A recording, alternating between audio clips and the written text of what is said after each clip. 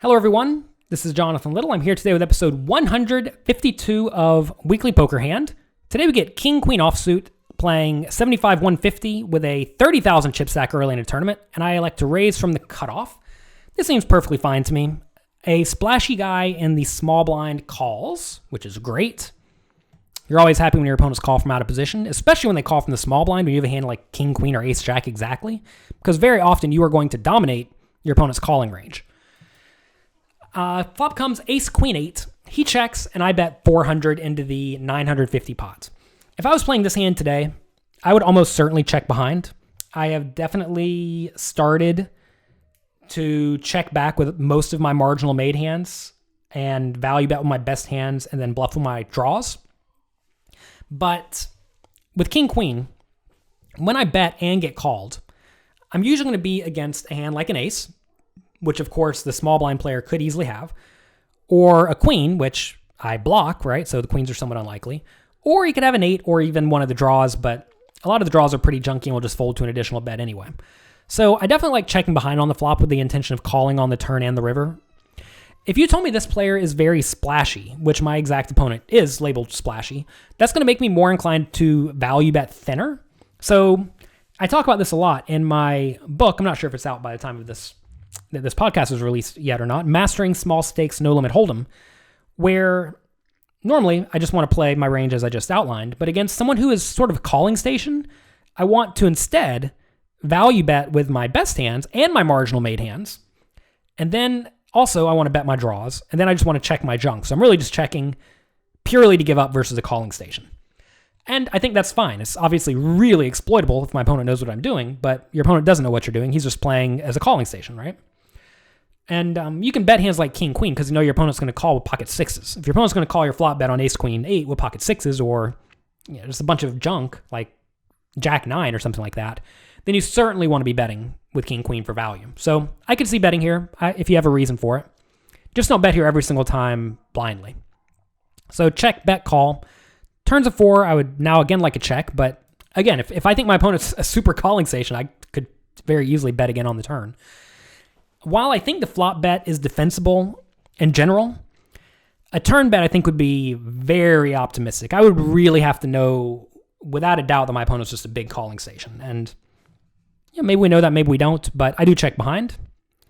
River's a king. I have 2 pair now. My opponent bets 400 into the 1700 pot. And when you see a bet like that, a very small bet, that's almost always a sign of marginal strength. So what hands have marginal strength on Ace, Queen, 8 for King? Well, this can be hands like King, Jack, Queen, Jack, Ace, 2, a bunch of 1-pair hands. So if my opponent has a 1-pair hand and I have King, Queen for river 2 pair, I certainly want to raise for value. So I do raise. I make it 2,000.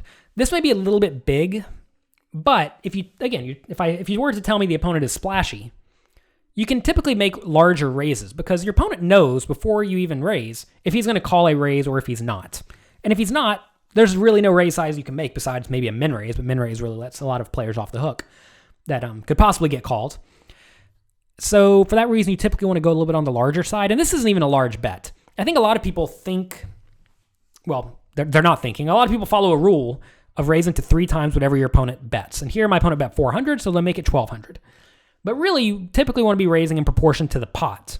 And the pot was 1,700 plus my opponent's 400 plus my 400 call. So the pot would have ballooned up to about 2,500, and I'm only raising 1,600 on top. So it's actually just a 2/3 pot bet.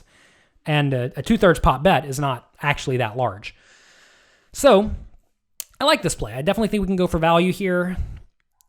If my opponent instead bet something like 1,500 on the river, or maybe even 1,400 on the river, I probably would have just called, fearing I'm against a hand like Ace 4 or Ace 8.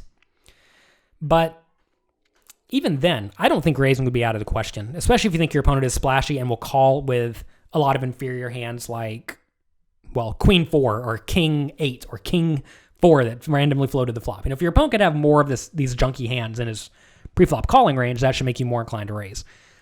Even then, though, splashy players, well, I guess I should say players in the small blind, even if they are splashy, typically aren't calling with stuff like King 4. So usually it's just going to be a range of big cards. And we still do beat all the big cards on this board for the most part. So I like this 2,000 raise. If my opponent re-raises to any amount, I'm just going to fold. But this is a very nice scenario to raise for value, and sure enough, we do get called. So this worked out about as well as it could possibly be, as well as it possibly could work out. So that's going to be it for this episode of Weekly Poker Hand. We discussed the topic in this video of how to exploit calling stations. And if you are into learning about how to exploit your opponents, definitely check out my newest book, Mastering Small Stakes No Limit Hold'em. Even if you do play middle or high stakes, I promise you're probably going to get a lot out of the book. It's over 500 pages of in-depth range analysis and discussing how to adjust from what is a default fundamentally sound strategy to exploit the mistakes your opponents are making. And that's really what you need to do to win at all forms of poker. So check that out. It's called Mastering Small Stakes No Limit Hold'em. You can find that at jonathanlowpoker.com/books. And that's going to be it for this episode. Be sure to check back next week as we approach 3 years of Weekly Poker Hand. Thanks for watching.